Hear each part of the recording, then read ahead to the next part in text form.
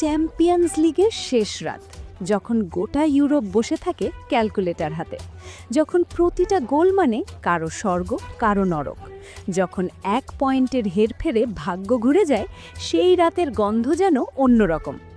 এই রাতে ফুটবল শুধু খেলা থাকে না, হয়ে যায় অঙ্কের পরীক্ষা, হৃৎপিণ্ডের পরীক্ষা, স্নায়ুর পরীক্ষা। ৩৬টা দল, ৮টা ম্যাচ শেষে মাত্র ২ জন নিশ্চিন্তে ঘুমাইতে পারতেছে, আর্সেনাল আর বায়ার্ন। বাকিদের চোখে ঘুম নাই, বুকে শান্তি নাই।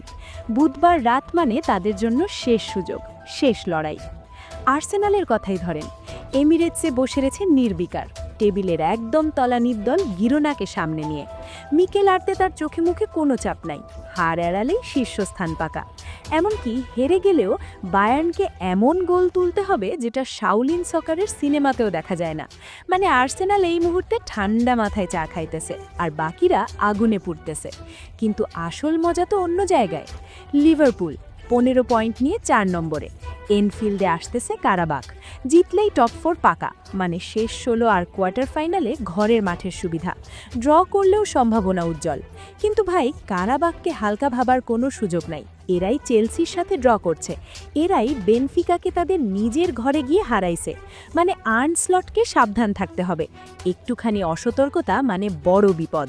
এবার আসেন ম্যানচেস্টার সিটির কাছে। কি অবস্থা দেখেন, ১৩ পয়েন্ট নিয়ে ১১ নম্বরে পড়ে আছে পেপ গার্দিওলার দল।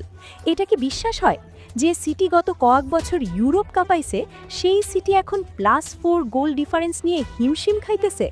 ইতিহাদে গালাতাসারায়ের বিপক্ষে জয় ছাড়া কোনো রাস্তা নাই।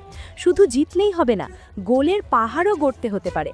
আর গালাতাসারায়ও তো মরিয়া, তারাও বাঁচতে চায়। ২ মরিয়া দলের লড়াই মানে আগুন লাগবে মাঠে। চেলসির কথা শুনলে তো মাথা ধরে যায়। ৮ম পজিশনে আছে, মানে এখনও স্বয়ংক্রিয় টিকিটের জায়গায়। কিন্তু সামনে নাপোলি, আর বেঞ্চে বসে আছেন অ্যান্তোনিও কোন্তে, চেলসির সাবেক গুরু। কোন্তে জানেন স্ট্যামফোর্ড ব্রিজের প্রতিটা ইঞ্চি, জানেন কোথায় চাপ দিলে ব্লুরা ভাঙে। নাপোলির জন্য এটা ডু অর ডাই, হারলে বিদায়, জিতলে চেলসির আসন টলমল। ড্র হলেও চেলসিকে তাকায় থাকতে হবে অন্য মাঠের খবরের দিকে। এই যে অনিশ্চয়তা, এইটাই তো চ্যাম্পিয়ন্স লিগের আসল স্বাদ। টটেনহামের জন্য এই টুর্নামেন্ট যেন অন্ধকারে একটুখানি আলো। প্রিমিয়ার লিগে হাবুডুবু খাইতেছে, কিন্তু এখানে ১৪ পয়েন্ট নিয়ে ৫ নম্বরে। ফ্র্যাঙ্কফুর্টের মাঠে জিতলেই টপ 8 পাকা, কিন্তু ড্র বা হার মানে বিপদ।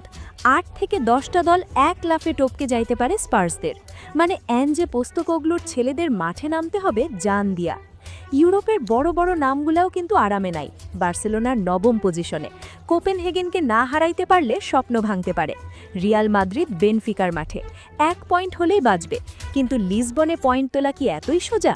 আতলেটিকো, ইন্টার, জুভেন্টাস সবাই তাকায় আছে অন্যদের মাঠের দিকে। নিজের ম্যাচ খেলতে খেলতে কান পাতা অন্য স্টেডিয়ামে। এই যন্ত্রণা যে কি, সেইটা শুধু ফুটবল প্রেমীরাই বোঝে। আসলে বুধবার রাত মানে শুধু ৯০ মিনিটের খেলা না, এইটা মানে অঙ্কের যুদ্ধ, স্নায়ুর যুদ্ধ, ভাগ্যের যুদ্ধ। কোথায় এক গোল আপনাকে শেষ ১৬তে তুলে দেবে, আর কোথায় এক ভুলে নামতে হবে প্লে অফের আগুনে। এই অনিশ্চয়তা, এই সাসপেন্স, এই বুক ধুকপুক, এইটাই তো চ্যাম্পিয়ন্স লিগ। এই জন্যই তো আমরা রাত জাগি, চোখ কচলাতে কচলাতে স্ক্রিনে তাকিয়ে থাকি, কারণ এই রাতগুলা জীবনে বারবার আসে না। যে দল টিকবে সে টিকবে, যে পড়বে সে পড়বে, কিন্তু এই লড়াইটা দেখার মজাই আলাদা। আপনারা কি মনে করেন, কারা টিকবে শেষ পর্যন্ত? কমেন্টে জানান আপনার ভবিষ্যৎবাণী।